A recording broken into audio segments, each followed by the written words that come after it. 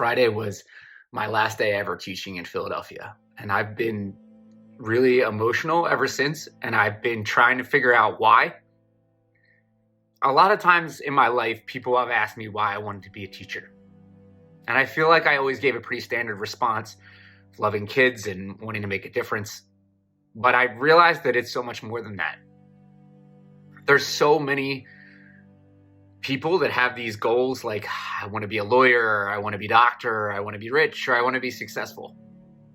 Do you know my only goal in life? I just want to be a dad.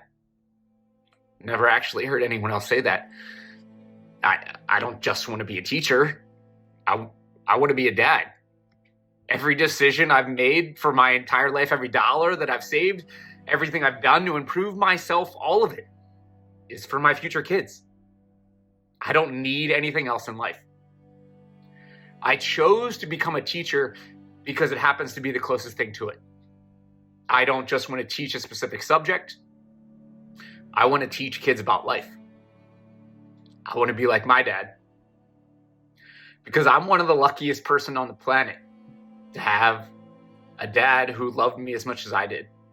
And a mom too. And you know why I know how lucky I am?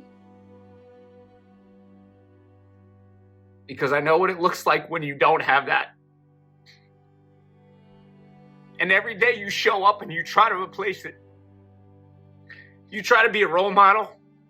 You try to show them good manners, respect, life. But at some point you realize it's just not enough. And when you hear so many kids tell you on the last day that they love you, you can't help but think about that. Did you ever tell your teachers that you loved them? Because I know that I didn't.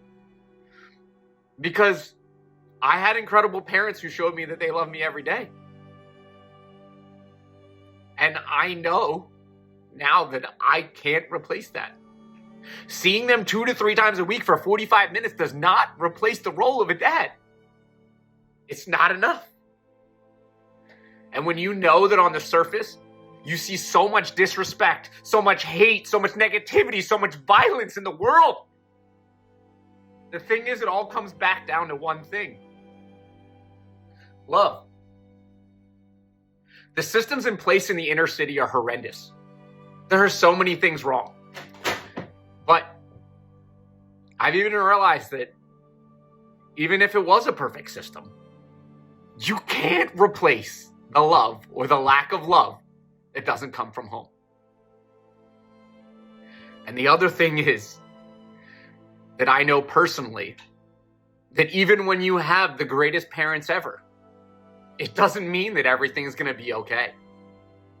I spent years hating myself and wanting to kill myself because I didn't think that I was enough. I always felt like I could never meet the expectations that other people had set for me. I also know that I could never meet the expectations that I set for myself. The greatest lesson I've learned in 37 years of life is if you are not okay with how you view yourself in your head, and you don't truly and deeply love yourself, then you are going to struggle. Trust me. Alcohol and drug addiction, mental health issues, violence, hate, it all comes from this.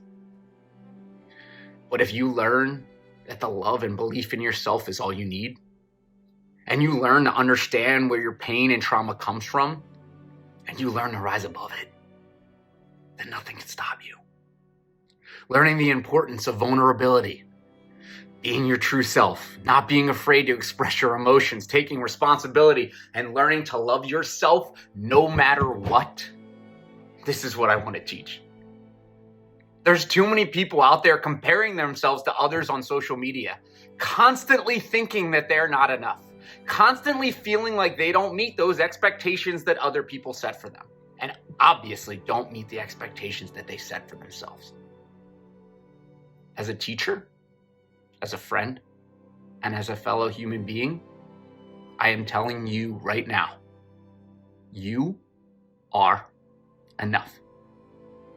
And my goal for the rest of my life is to teach that to as many people as possible. And some of you may be thinking, I do think I'm enough.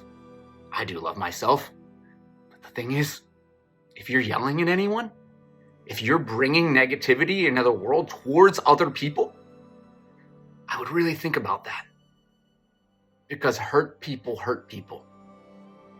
And we need to stop combating hate with hate. Because only love can do that. I've said this before and I'll say it again. If you don't truly and completely love yourself, even on your worst days, then you should be doing everything you can to seek help. Books, YouTube videos, therapy. There are so many things that you can do to help. And if all else fails, don't be afraid to reach out to me. Because this is the most important thing you can do for yourself and for everyone that's in your life. These are the most important lessons that I've learned through my entire life. And now I feel it's my job as an adult, not just to teach students, not just to teach my future kids, and not just to teach my friends, but to teach everyone. What's missing from the inner cities, the people struggling with addiction, and the people struggling with mental health is love. And no parent, friend, significant other can give you the love that you're missing. Only you can do that. And when you have that, you'll never feel you're missing anything ever again. Thank you for listening. As always, be kind. You never know what someone else is going through.